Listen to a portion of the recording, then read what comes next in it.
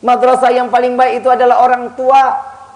Ajarin bismillahirrahmanirrahim, ajarin Al-Fatihah, ajarin kulhu, yang mudah-mudah aja, yang sesanggupnya kita buat kita ngajarinnya. Selebihnya kasih ustadz. Tapi ingat, apa yang pertama itu yang diajarkan tentang Allah dan Rasul, maka ini, jika ini anak diajarin baca bismillahirrahmanirrahim sama orang tuanya, begitu entar dia dewasa, ternyata dia jadi seorang santri, saat dia baca bismillahirrahmanirrahim, pahalanya gede. Buat siapa? Buat orang tuanya. Dia yang baca, orang tua dapat pahalanya. Saat dimana dia yang baca Al-Fatihah, dia jadi imam, dia baca Al-Fatihah, pahalanya orang tua pun dapat. Ini yang diajarkan oleh Rasulullah SAW. Didik mereka. Nabi SAW mengatakan di dalam Sahih Imam Bukhari, beliau mengatakan, didiklah anak-anak kalian yang ada terdapat pada zamannya. Didik dengan cara itu. Bukan berarti dikit-dikit handphone, dikit-dikit handphone. Bukan begitu.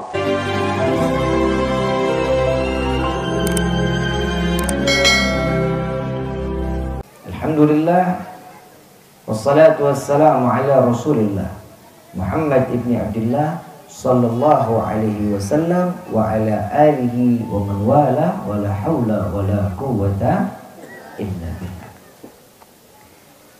Pertama-tama limpahan puji serta syukur hadirat Allah Subhanahu wa taala yang maha agung, yang maha luhur, yang maha bijaksana, yang alhamdulillah Allah masih izinkan kita mencicipi dari sekian banyak miliar nikmat Allah berikan kepada kita. Khususnya nikmat Islam, nikmat iman, nikmat sehat wal afiat, nikmat umur yang panjang ya insya Allah. Dan mudah-mudahan kenikmatan yang hari ini kita membuktikan tanda syukur kita kepada Allah, mudah-mudahan kenikmatannya ditambah oleh Allah sehingga kita dikeluarkan dari dunia mati dalam keadaan husnul khatimah. Amin ya rabbal alamin.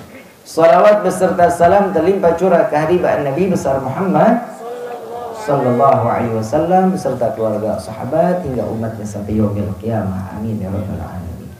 Ayyuhal hadirun jamaah rahimakumullah. Al-Fajir Rifqi al-Adrus mengucapkan minal a'idin wal fa'idin kullu am wa antum bi khair. Taqabbalallahu minna wa minkum taqabbal ya karim. Selamat Hari Raya Idul Fitri 1444. Insyaallah mudah-mudahan dengan apa yang kita jalankan. Bajunya bolong, Nabi jahit sendiri bajunya. Laki sekarang mana dia begitu? Baju bolong, tanah robek, istri tuh jahitin. Suami ada tupoksinya sendiri. Nimba air, Nabi pernah ngejalanin. Buat siapa? Buat keluarga. Nabi cari nafkah di luar, betul. Buat siapa? Keluarga. Nabi mendidik istrinya. Ini yang diajarkan oleh Rasulullah SAW. Ini sosok seorang imam di dalam rumah tangga yang disunnahkan apabila seorang suami menjalankan ini, maka dia termasuk golongan umat Nabi yang menjalankan setiap sunnah-sunnah Nabi. Tapi di akhir zaman banyak suami yang takut sama istri, nggak jadi imam, malah jadi makmum. Yang imam siapa? Istrinya. Istri ngedaham sedikit, iya. Marah dikit, kabulin. Nabi SAW nggak ngajarin yang begitu. Nabi bukan mengajarkan untuk istri takut sama suami. Istri hormat kepada suaminya. Kalau suami sekarang kan kagak. Menang kekuatan, bikin takut istri. Main banting aja, main cekek aja, main tabok, pukul aja. Nabi nggak ngajarin yang begitu. Nabi ngajarin untuk menghormati seorang suami. Caranya Nabi kasih tahu. Nabi perilakunya sama. Seorang suami yang bertanggung jawab di dalam rumah tangga. Ini mana nih Abdul Syukur mana? Lu sini, gue ceramahin elu. Tugas seorang suami mencari rezeki yang halal. Jangan judi selot. Hahaha. Nyambung ayam, Pina lebih seneng nyari yang haram. Jadi haram. Bisa orang sampingan main gaplek, isi yang 2000. Dapat rezeki 20.000, pulang bawa 200.000. 190 haram dapatnya. Nauzubillah ini. Cari yang halal, nafkahin suami istri yang halal, rumah tangga yang halal. Kenapa? Jika sesuatu yang halal masuk ke dalam mulut kita, semua kepribadian kita akan menjadi baik. Imannya tambah, ibadahnya nambah. Ini sebagai seorang suami di dalam rumah tangga. Bukan berarti seorang suami udah tugasnya seorang suami ya udah nyari rezeki. Lo udah taunya duit aja, duit. Makanya keenakan sekarang istri kalau ngelihat suami duit. Bikin kopi entar. Yang ditanya duit dulu. Hai. Begitu kan? Betul nggak? Apalagi kemarin mau lebaran. Dikasih baju atuh, ngambek. Dikasih 2, melengos. Dikasih 3, mulai senyum. Dikasih 4, 5, udah. Ayang mau apa yang? Kalau katanya orang Cimanglit ya. Kata orang Cimanglit, nah, suami istri harus ada take and give. Ngerti nggak lu?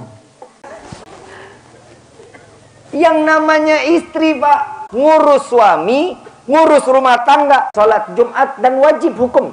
Ngurus istri, ngurus suami, ngurus anak, ngurus rumah tangga, nyuci, ngepel, semuanya. Pahalanya sama sebagaimana kalian menjalankan sholat Jumat. Enak nggak lu? Enak. Enak aja masih ngedumel lu. Bapak tukeran sama istri 1 jam.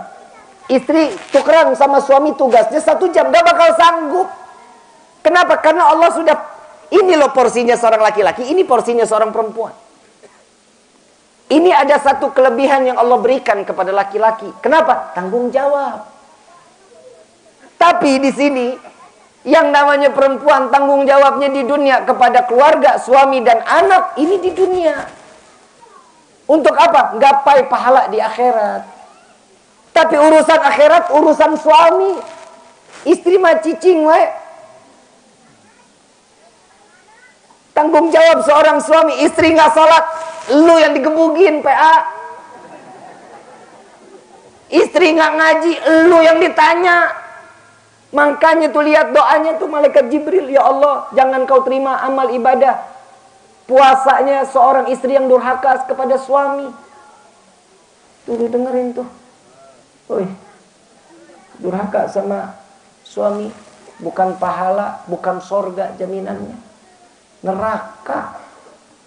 Bagaimana caranya biar nggak, kalau suami yang durhaka nggak ada, hadisnya nggak sampai situ. Betul kan Pak? Hadisnya kan cuma sampai istri yang durhaka. Nabi aminin nggak? Diaminin sama Nabi. Jangan diterima amal ibadahnya. No. Tapi ingat, jika seorang istri yang dia nggak ibadah, jauh dari Allah, dari sunnah Nabi, itu tanggung jawab kita tuh Pak. Dia nggak sholat, wajib kita syarat untuk ibadah kepada Allah.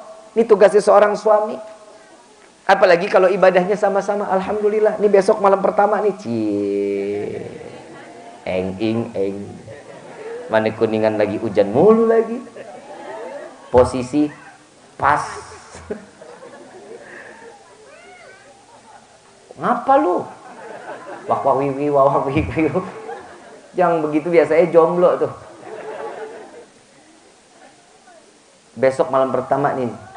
Betul kan Kur? Besok malam pertama. Yang dilakuin pertama apa Kur? Itu dia tuh. Sholat sunnah dulu. Jangan langsung dititipin ke madrasah. Madrasah yang paling baik itu adalah orang tua. Ajarin bismillahirrahmanirrahim. Ajarin Al-Fatihah. Ajarin kulhu. Yang mudah-mudah aja. Yang sesanggupnya kita buat kita ngajarinnya. Selebihnya kasih Ustadz. Tapi ingat, apa yang pertama itu yang diajarkan tentang Allah dan Rasul, maka ini, jika ini anak diajarin baca bismillahirrahmanirrahim sama orang tuanya, begitu entar dia dewasa, ternyata dia jadi seorang santri, saat dia baca bismillahirrahmanirrahim, pahalanya gede. Buat siapa? Buat orang tuanya.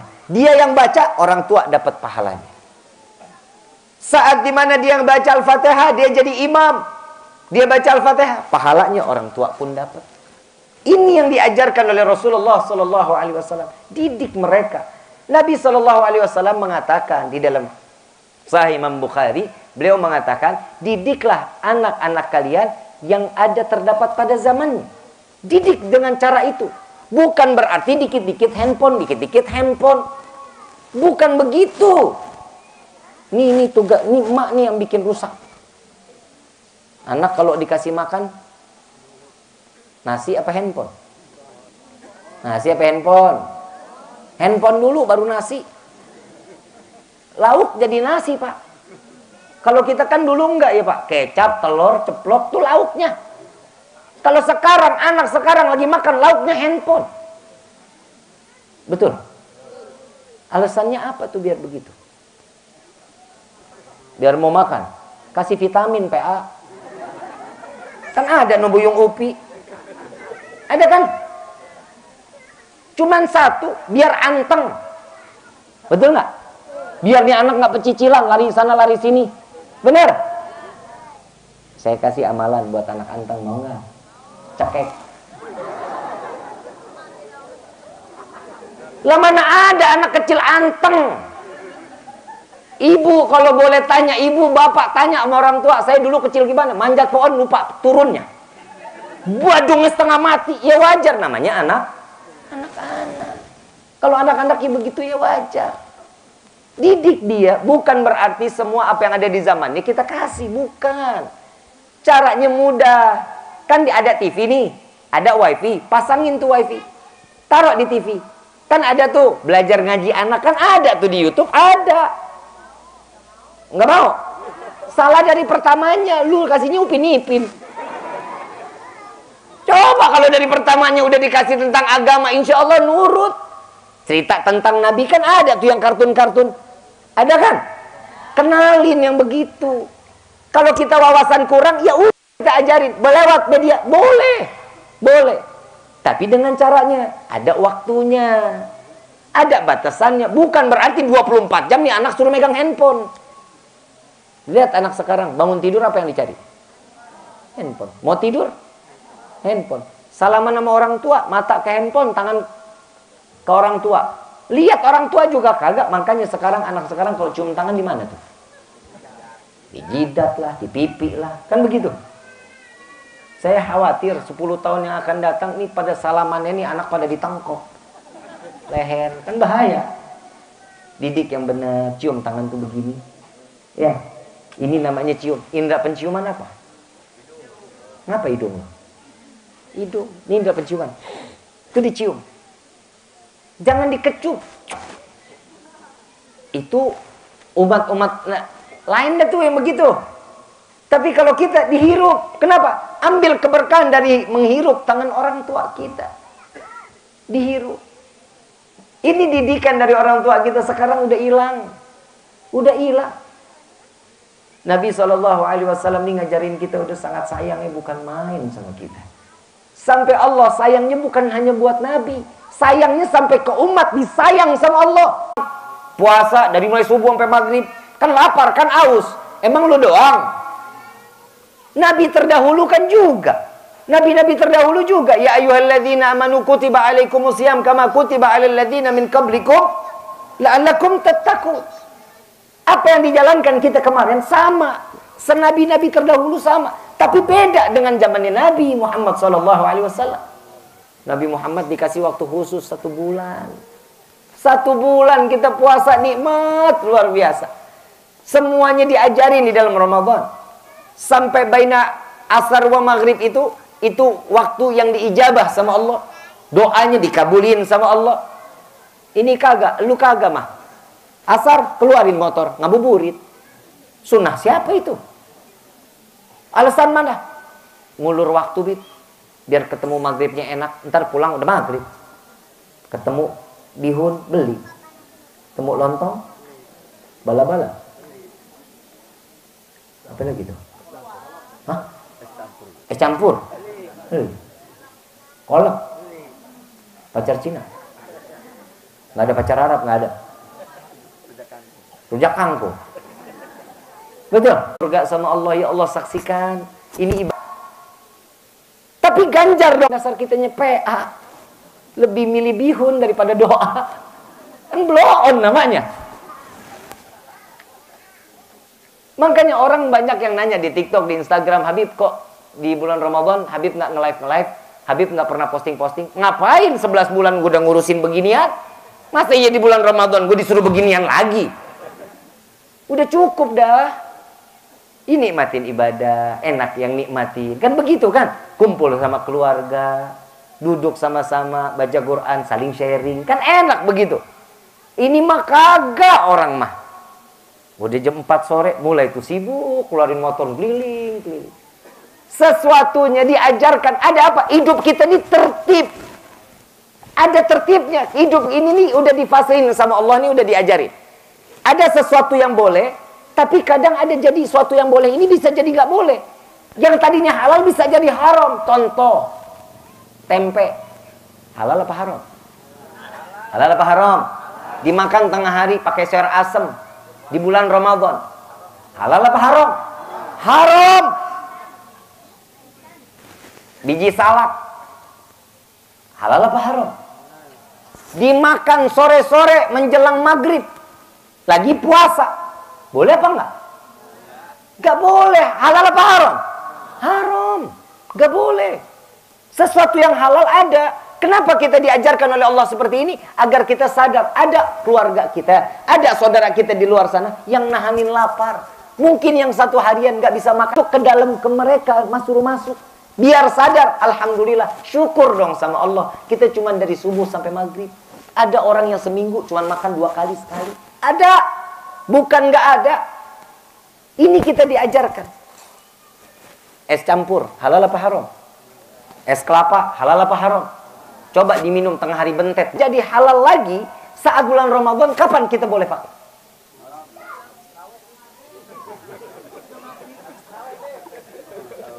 Udah maghrib, Bu. Ngebut amat lu, Bu. Ada orang ngebatalin nomprok istri, ada. Itu dia tuh, doyan apa hobi. Coba bisa kebayang. Yang halal bisa jadi haram tatkala datang bulan Ramadan. Kenapa? Nahanin diri. Inilah fungsinya akal untuk ngejaga hawa nafsu. Akal itu untuk ngerangkeng hawa nafsu. Iman itu untuk ngejaga akal sama hawa nafsu. Makanya yang dipanggil apa? Ya ayyuhalladzina Ini fungsinya Ramadan. Iman yang dipanggil, akal yang disuruh kerja, yang ditahan nafsunya.